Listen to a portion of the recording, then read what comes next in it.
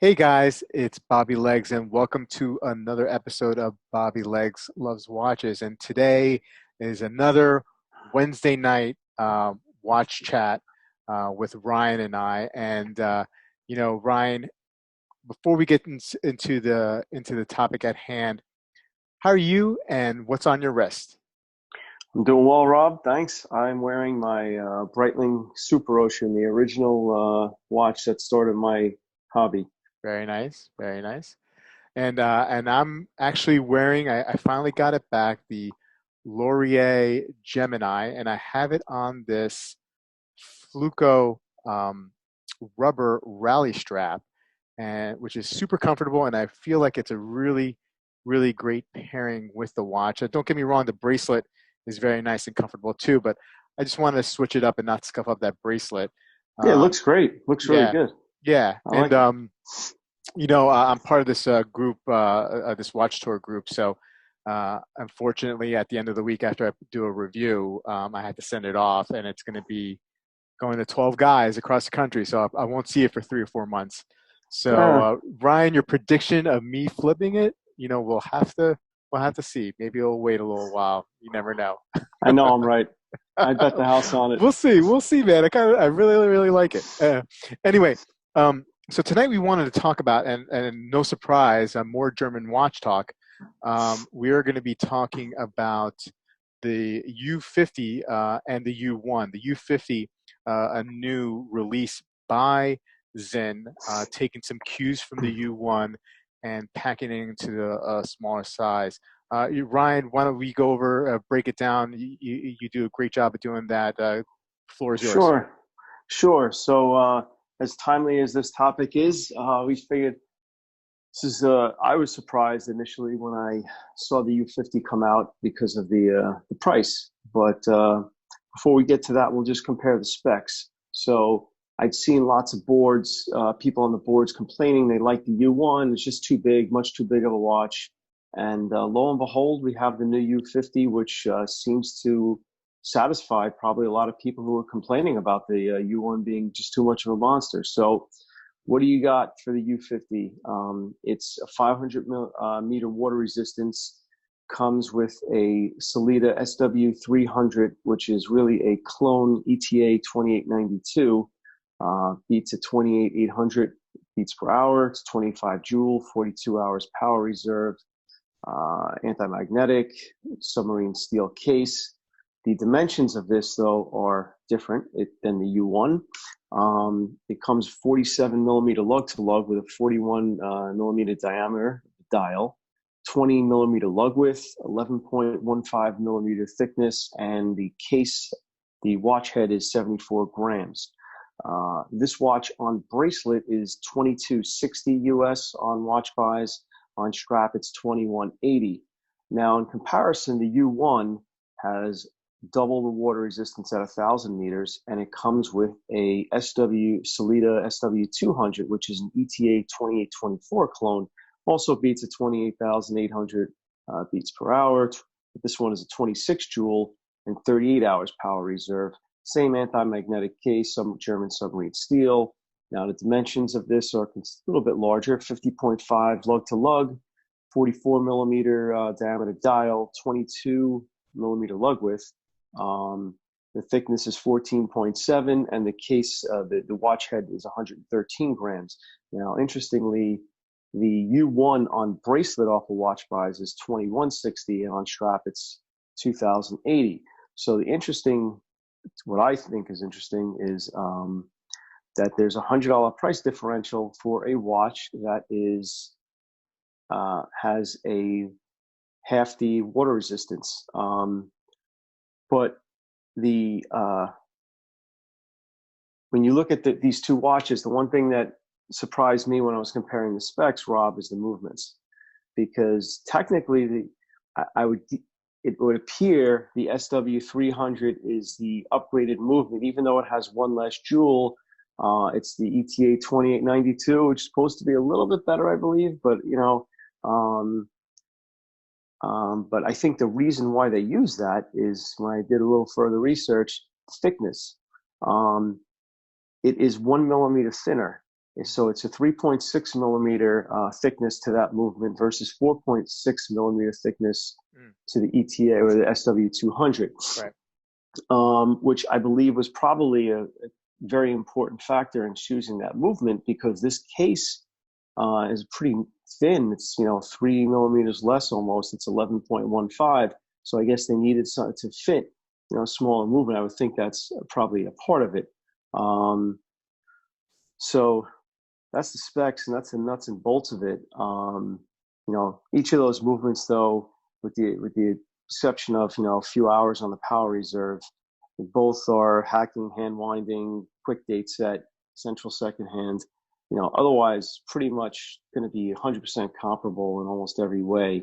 Um, but it's $100 more, and that's where the debate comes in for me. Not just the price, but also the dimensions itself. But what's your take on this, Rob? So yeah, I definitely have a lot of thoughts, and we've talked about this back and forth via text. This new release of the U50, and the reason why we're not only is it a timely release, or we're being timely to coincide with the release of it, which was a couple weeks ago.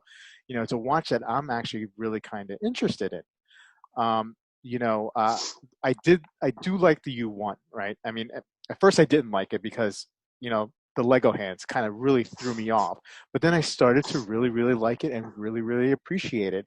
And again, following up our previous conversations, with the German watchmaking, um, I feel like I get more bang for the buck, than compared to a lot of the other Swiss makers. So you brought up a couple good points here. The watch is a little bit more than the U50 is a little bit more than the U1. You would think something that has, double the water resistance, maybe a bigger size and whatnot, may be worth more than something that's smaller. But here's the thing. The reason why I prefer the U50, not because of the size. Yes, the size is more agreeable in my opinion, for my wrist. But you touched upon the thickness of the watch. You touched upon the movement and upgrading to that. We'll call it an upgrade. Upgrading to that SW 300, you do get a thinner case. Now that case, so I think you're when you make that comparison that it's $100 more than a U1, and you're debating whether that's what to do there, is it better or not? That case is 11.7. My Tudor Black Bay is 11.9. So this is actually thinner than my Tudor Black Bay. Now, yes, we're talking about an in-house mover with the Tudor Black Bay compared to the U50, but the U50 is what, 2350, and my 20, Black Bay, right? I'm sorry if I got, maybe we were yeah, comparing 20, 2260 on bracelet. 2260 compass. My Black Bay was 3700. So it's not, I think comparing, you can do an apples, it's maybe not a perfect apples to apples comparison with the U1. I think the comparison you got to make is with other divers that are out there that are comparable inside. Yes, the U50 is a couple millimeters case diameter bigger than the Black Bay 58, 41 to 39, but the case thickness is the same. The lug to lug is practically the same, and the price difference is over $1,500.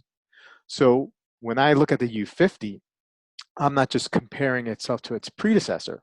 I'm comparing it to some other watches in the same class.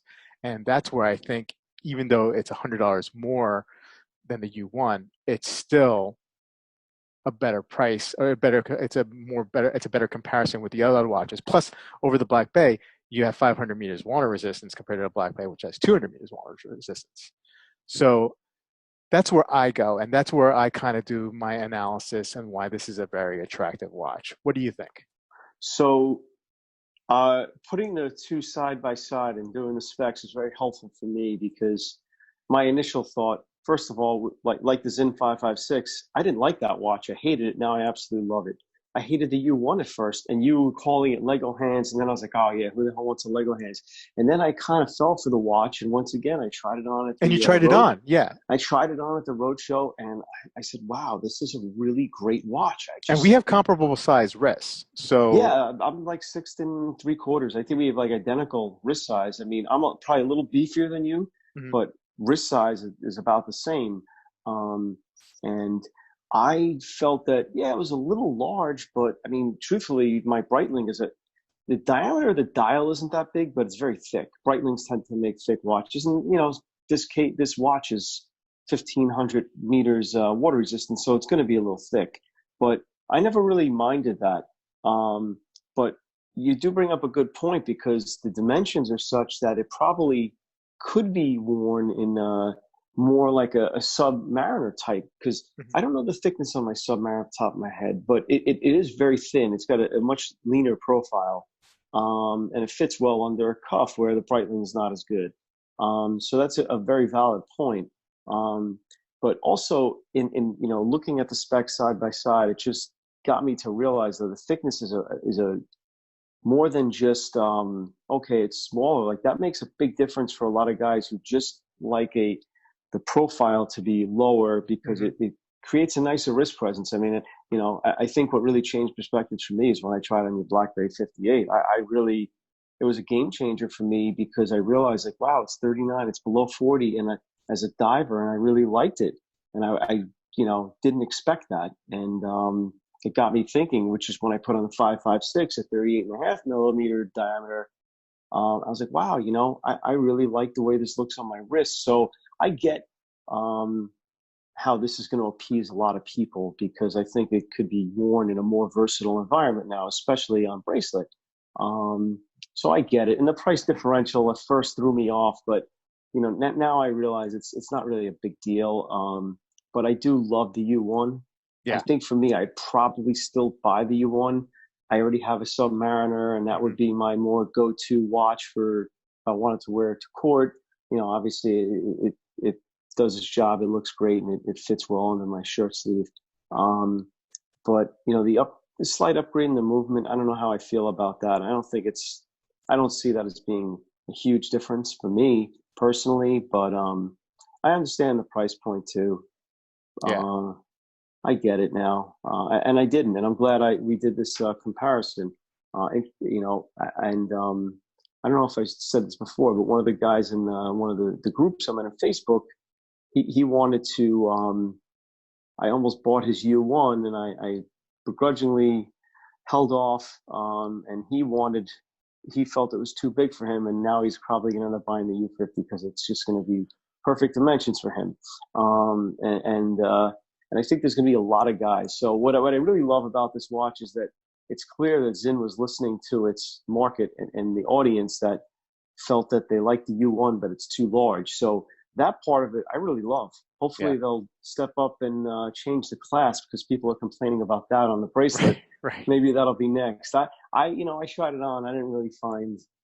I didn't take that much issue with it. I didn't wear it for a long period of time, but it didn't seem that horrendous to me. Maybe you didn't seem to like it on your Well, 856. I think I just felt like it just with everything else about what Zim provides and offers you as part of their whole package, the technology package and whatnot, it just feels like they just missed the mark. They fell short. But going back to the U50, this also presents an opportunity probably for you, Ryan, because maybe some of those guys aren't going to be unloading those U1s because they feel, well, now the U50's out. Let me just get a new watch and let me get something that's maybe better for me size wise.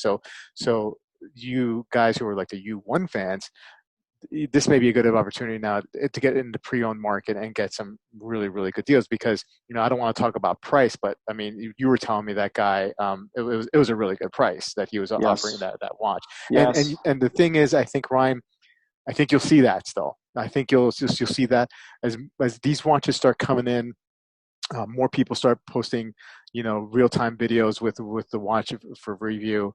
I think you'll see more and more people, purchasing a U50 who are U1 owners and will we'll get rid of the U1 because it's basically the same watch, maybe just a smaller size. Now, um, I'm still torn about buying the U50 because, and it has nothing to do with the U50. It's just that I just feel my collection right now is a little diver heavy, and I kind of want to diversify in that aspect. Plus, there's so many other watches that I want to get, and there's a And couple other, Zinns that I want to buy too. Um, that I think maybe take slight precedence over the U50. We can chat about that in another video. Um, but that's the only thing that's really, really holding me back. I'm okay with the price. I love the specs. I love the company. I love the brand. It's just that, my collection is a little bit diver heavy, and the divers that I have are forever keepers. Like I'm keeping that Panerai. I'm keeping that Girard Perregaux. I'm keeping that Tudor Black Bay. I'm not gonna bring in the U50 and get rid of one of those. Do you know what I mean? no, you So can't. You can't get rid of those. yeah, If sentimental you, value and yeah, whatnot. So if my watch collection was much bigger, like if I had like a 15 to 20 watch collection at the moment, which I don't, I have a practically, if you count my Casio, and I do the G-Shock, I have 7 watches in my collection. If it was much bigger than that, then maybe I could slip it in. Um, Not for everybody. I mean, some people will say, well, if you like divers, just get divers. But I like also diversification. You know what I mean? So that's the only thing that's really, really holding me back. Otherwise, I think they nailed it. They hit a home run, and I look forward to actually, you know, getting back to another watch roadshow with you. Once this all the situation in the world passes. You know. yeah. That's kind of. I'm looking forward to going back as well to the road show. I truly hope that everything's back on track for if they come around. I'm sure they haven't scheduled a date, but it's usually like November, December time. Yeah. Because I really do. I do want to try it on. I'm Hmm. curious now. Yeah. You know, in the pictures, to me, it does look a little small. It's a little odd because the U1 was kind of a beefy watch. Um, and, I will admit, because the lug to lug on that is 50.5, it's definitely not a small watch, but I'm wearing a big Pilot right now most of the time anyway. Yes. Yeah. And I feel very comfortable with that. Um, but I felt that the U1 had great wrist presence, It did. and it Does. looked it felt right for me, especially on the rubber strap. I mean, it felt great. That's the only way I would get it. I wouldn't bother with the bracelet. I kind of would probably go with the SDR and get it on a rubber. Yeah. Um, I don't see the need for. I took the Breitling off the bracelet. I have the only bracelet I really wear at this point is the Rolex. That I'm not going to take off because it's really not a good alternative strap for the two-tone. Right. Um, so I'm set for the bracelets, and that watch on rubber fit great for me. So Mm. I'm curious to see what it looks like on strap on wrist, and um, I think it would be hard for me to. I don't necessarily envision myself wearing that with a suit, just because it's a very sporty looking watch. Yeah. Um, but it can be done. I mean, then again, I've worn my SKX to court. I've Yeah. worn Right. I mean, I've worn my Garmin at times. It's just Yeah. whatever I feel like wearing. But I don't. But it can fill the void and depending on someone who doesn't really go that often, it still looks great Yeah. with the thinner profile. So that's pretty decent. 3 millimeters is a lot. It is. It's a 14.7. My math, excuse my math. It's actually a little more. So it's 11.15 and 14.7. So Yeah. it's a pretty substantial difference. So, Yeah. um, I mean, some watches are even over 15, but it's getting up there. Yeah. I really do got to check the specs on this. I'm not sure what my Breitling is, um, but it's probably thinner than the U1, but I'm not Right. sure about that. Right. U1 is pretty large. Yeah. And look, I mean, like I expect. Well, it does. Look, I mean, it does have 1,000 meter water resistance, so you're going to get a thicker watch there. But like when I see watches with a thickness of 14 plus, I'm thinking chronograph, right? Yeah. Because that's what usually you have, and and so you know I just like that slimmer profile. I think after a few years of collecting, my tastes are being further defined, and I like that 39 to 41, 38 to 41 millimeter range. I like that 11 to 12 millimeter thickness range, 48, 47 to 48 to 49 lug to lug range. That's those are the watches that really are in my wheelhouse now. Would I would I get a 43 millimeter Navitimer? Yeah, yeah, I would make an exception for that because we tried those on and then those look pretty good. Would I get a 45 millimeter case diameter pilot's watch? Well, if the lugs don't go too crazy, yeah, yeah, I would make an exception. But for regular wear that I'll be comfortable every day, those are the sweet spots. And the U1 pretty much fits in all those hits all those sweet spots for me. It checks all those boxes on measurements wise.